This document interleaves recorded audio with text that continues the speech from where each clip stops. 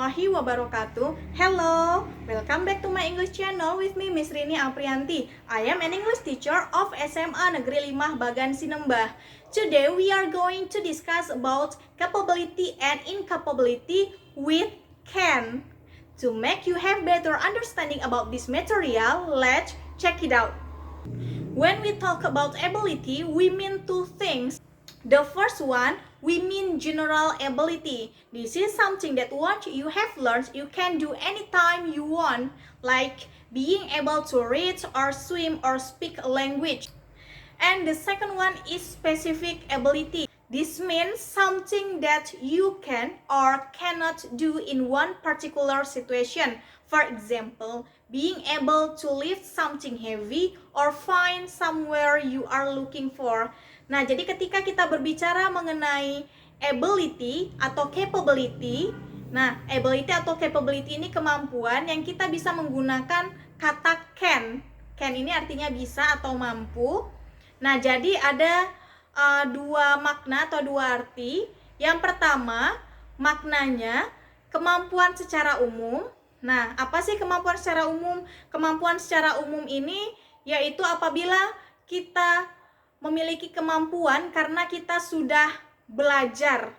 Nah, jadi kemampuan yang kita sudah pelajari ini bisa kita lakukan kapanpun. Contohnya, kemampuan untuk membaca, kemampuan untuk menulis, kemampuan untuk berenang, dan kemampuan untuk berbicara. Selanjutnya, kemampuan spesifik. Nah, ini maknanya kita bisa atau tidak bisa melakukan sesuatu pada situasi tertentu.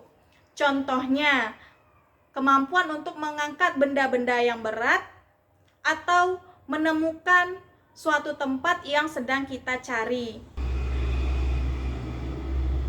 Capability or incapability with can, ya. Untuk mengungkapkan kemampuan atau ketidakmampuan dengan menggunakan kata can, bisa kita gunakan dalam bentuk present. Present di sini maknanya adalah keadaan atau situasi sekarang ini. Ya, jadi kemampuannya ini digunakan untuk menceritakan kondisi sekarang. Look at this example. I can play the violin perfectly well now. Saya bisa memainkan biola dengan baik sekarang. Kemudian contoh yang kedua, she can speak English. And the third example, they can eat with chopstick. Nah, jadi bisa ditarik kesimpulan, ya, kesimpulan dari rumusnya, subject plus can plus verb one plus object. Lihat contoh yang pertama, subjeknya adalah I, kemudian diikuti dengan can, and verb one-nya is play. The second one, subject is she, can plus verb one. Verb one di contoh kedua adalah speak, berbicara. Dan contoh yang ketiga, subjeknya adalah they, kemudian diikuti dengan can and verb one. Verb one di contoh yang ketiga adalah it. Nah, contoh sebelumnya tadi merupakan capability atau kemampuan. Selanjutnya kita masuk ke incapability yang maknanya adalah ketidakmampuan. Kita menggunakan rumus negatif. Look at this example. I can't play the violin perfectly well now. Saya tidak bisa memainkan biola dengan baik sekarang. Kemudian contoh yang kedua, she can't speak English. Contoh yang ketiga, they cannot eat with chopstick. Nah, di sini ya bisa dilihat ketidakmampuan menggunakan rumus negatif. Subject plus cannot plus verb one plus object, atau cannot bisa disingkat menjadi can't. Ya, can plus apostrophe plus t. Ya. Nah, setelah cannot atau can't harus diikuti dengan verb one. Jadi perbedaan antara capability dan incapability with can, incapability setelah can ditambahkan not atau disingkat menjadi can't. Penjelasan sebelumnya adalah penggunaan can dalam capability and incapability dalam bentuk present. Sekarang kita masuk ke dalam bentuk past. Past ini masa lalu. Please look at these examples. I could play the violin perfectly when I was 10. Saya bisa memainkan biola dengan baik ketika saya berumur 10 tahun. Nah, ketika saya berumur 10 tahun itu maksudnya adalah sudah berlalu atau sudah berada di masa lampau. Kemudian contoh yang kedua, I could swim when I was 5 years old. Saya bisa berenang ketika saya berumur 5 tahun.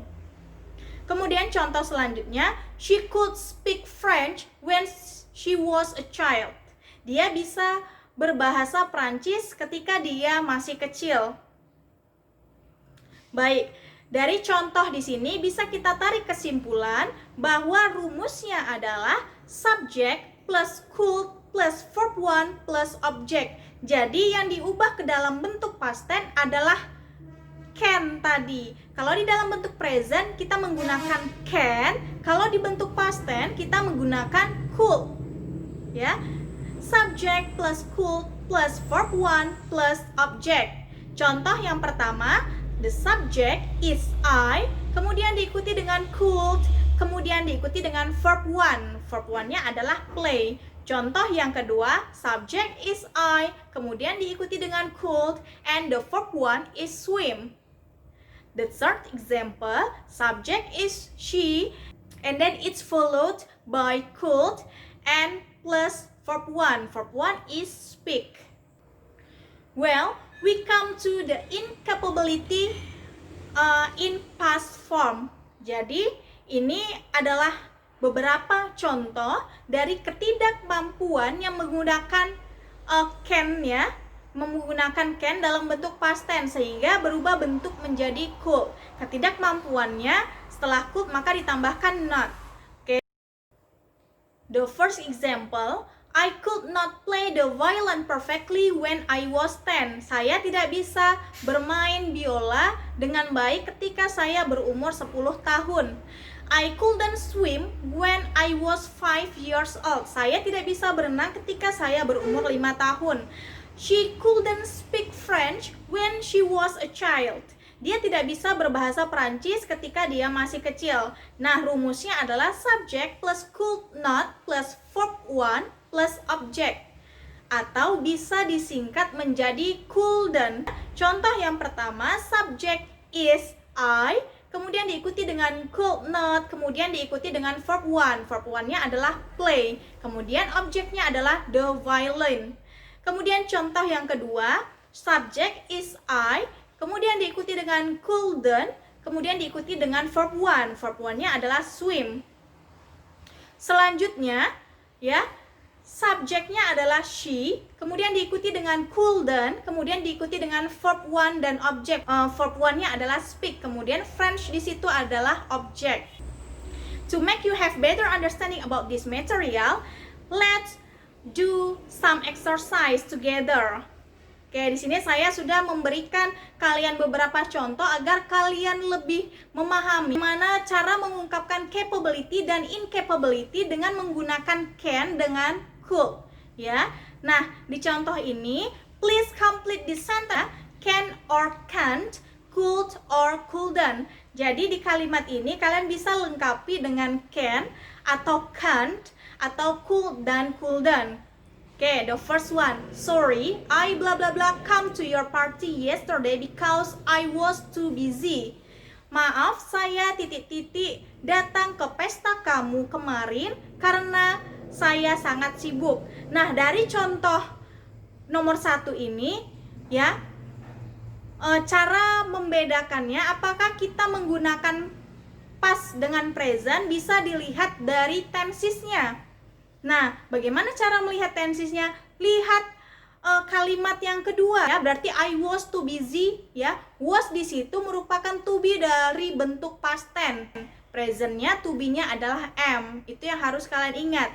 Berarti untuk nomor 1 kita membutuhkan incapability dalam bentuk past tense. So, the answer is yes, couldn't. Sorry, I couldn't come to your party. Maaf, saya tidak bisa datang ke pesta kamu kemarin.